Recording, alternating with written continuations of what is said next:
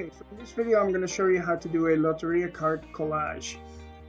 So I picked out a card, La Palma, and I'm using only materials I had around the house. So in this case I'm using a Joanne brochure and just using that as an outline for the card.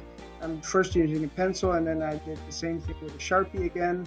If you don't have a Sharpie, you can use a color pencil, you can use basically anything to make a clear outline for your card. There you go. And then I did draw it out first. You don't have to do that. I just thought it was a little easier. And then I'm using brochures and flyers that came through the mail, and picked the colors that I want from there and cut those pieces out and then stuck them on there just with a little glue.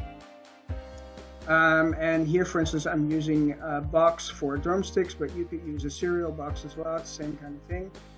Really anything you have around the house that you can cut up for the right color.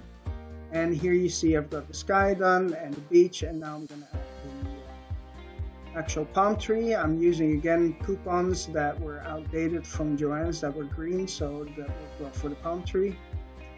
And then the last thing I did was just write a number on there and the actual name of the card. And again, I used a Sharpie there, but you can use whatever you have around the house. And then the last thing I did was just, I didn't think that the outline was clear enough, so I did that one more time. And as you can see, I'm not using a ruler, but I'm using anything else with a straight edge that will work too. And there you go. Here's your Loteria card.